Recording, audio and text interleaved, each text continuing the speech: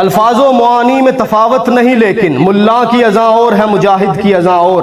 مسلمہ قذاب نے نبی پاک صلی اللہ علیہ وسلم کی خدمت اقدس میں خط بھیجا، کہتا ہے معاہدہ کر لیتے ہیں کہ جب تک آپ ظاہری طور پہ حیات ہیں آپ نبی، آپ کے بعد میں نبی، یا پھر یہ معاہدہ کر لیتے ہیں کہ آدھے عرب کے آپ نبی، آدھے عرب کا میں نبی۔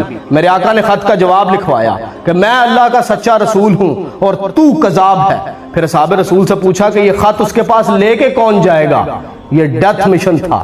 ایک صحابی وہاں پہ تشریف فرما تھے، حضرت حبیب بن زید رضی اللہ تعالیٰ عنہ، مالی طور پہ بھی کمزور تھے، جسمانی طور پہ بھی کمزور تھے، کھجوریں بیچتے تھے، وہاں پہ بیٹھے اس وقت کھجور کھا رہے تھے۔ جب میرے آقا نے پوچھا کہ کون لے کے جائے گا خط، فوراً سے اٹھے کہتے ہیں یا رسول اللہ میں لے کے جاؤں گا، اور یہ کہتے ہوئے کھجور کھاتے ہوئے ان کے منہ سے نیچے گر گئی۔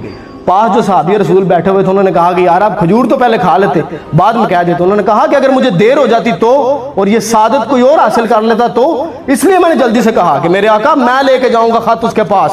میرے آقا جواب سن کے مسکرائے، آپ نے اپنا نیزہ عطا کیا، آپ نے اپنا گھوڑا عطا کیا، اور حبیب سے کہا کہ حبیب ذرا ڈٹ کے جائیے اس کے پاس۔ صحابی رسول کہتے ہیں کہ میرے آقا کا یہ فرمانا تھا کہ حبیب بن زید کے رنگ ڈھنگ بدل گئے، ایٹیٹیوڈ بدل گیا، مزاج بدل گیا، چال بدل گئی، ایسے جیسے کوئی جرنیل نکل رہا ہو، وہ ویسے نکلے وہاں سے۔ اتنے کسی بندے دے کول نوی گڈی آ جاوے، نواں موبائل آ جاوے، کسی نے نوے کپڑے پائے ہوں تو ایٹیٹیوڈ نہیں پھڑیا جاتا، حالانکہ ایک کوئی اچیومنٹ نہیں ہے گی۔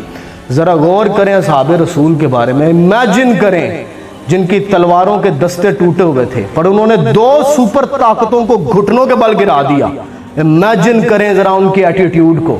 خالد ابن ولید یرموک کی جنگ میں کھڑے ہوئے ہیں، اپنے سے کئی گنا بڑی فوج جو آہن خرد زرہ بختر آرمڈ پہن کے کھڑی ہوئی ہے، اور خالد ابن ولید اتنی بڑی فوج کو دیکھ کے مسکرا رہے ہیں اور فرماتے ہیں کہ اگر کبھی ایسا ہوتا کہ میرے گھوڑے کے سم پرانے نہ ہوئے ہوتے، رومی سے دگنی فوج لے آتے، میں دیکھ لیتا انہیں۔ کبھی جو میری آنکھ ذرا اوجھل ہوتی ہے، میں عرب امامے اپنے سامنے لہراتے ہوئے دیکھتا ہوں، میرے رونگٹے کھڑے ہو جاتے ہیں۔ یار حضرت حبیب خط لے کے گئے اس کے دربار کے اندر، جاتے ہی غصے سے نیزہ زمین میں گاڑ دیا۔ اس نے آپ کی طرف دیکھا اور پوچھا کون ہے تم؟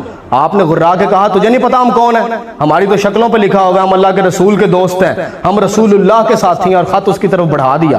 اس دور کا دستور تھا کہ خط بادشاہ خود نہیں پڑھتا تھا، پاس کھڑا ہوا بندہ خط پڑھتا تھا۔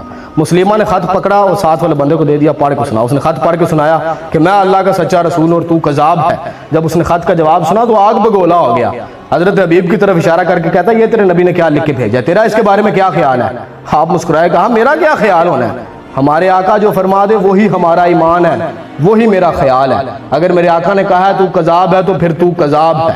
مزید اس کا غصہ ابھر کے آیا، اس نے کہا مڑ کے دیکھ، تجھے ڈر نہیں لگ رہا؟ تیرے پیچھے بندے کھڑے ہوئے ہیں ننگی تلواریں لیے ہوئے۔ آپ نے فرمایا میرے 12 بچے ہیں، کچھ ایسے ہیں جنہوں نے ابھی دودھ پینا نہیں چھوڑا، کچھ ایسے ہیں جنہوں نے ابھی چلنا نہیں سیکھا۔ جب میرے آقا نے کہا تھا نا کہ تجھ تک خط کون لے کے آئے گا، میں نے کہا تھا میں لے کے آؤں گا، میں نے مڑ کے ان کی طرف نہیں دیکھا تھا، تو ان کی کیا اوقات ہے جن کو اب مڑ کے دیکھوں؟ جا جو ہوتا ہے کر لے، تو کذاب ہے۔ اگر میرے آقا نے کہہ دیا یہی میرا خیال ہے، اس نے تلوار سے وار کیا، حضرت حبیب کی ایک بازو تن سے جدا ہو گئی۔ پھر پوچھتے اب تیرا کیا خیال ہے؟ آپ نے کہا کیا خیال ہے؟ اب بھی وہی خیال ہے، ایسی باتوں سے ہمارے خیال نہیں بدلا کرتے۔ مزید غصے سے آگ بگولا ہو گیا، اس نے دوسرا بازو بھی آپ کا کاٹ دیا، تن سے جدا ہو گیا۔ کہتے ہیں اب تیرا کیا خیال ہے؟ آپ نے فرمایا کہ آزما رہے ہو ہمیں، بدر سے لے کے اب تک ہم آزمائے گئے ہیں، اپنے بڑوں سے پوچھ لینا۔ اللہ رب العزت کی ذات نے اپنے فضل سے ہمیں ثابت قدم رکھا ہے، گردن بھی کاٹ دو تو کوئی پرواہ نہیں۔ اس نے رسول اللہ صلی اللہ علیہ وسلم کو اس صحابی کی گردن کاٹ دی۔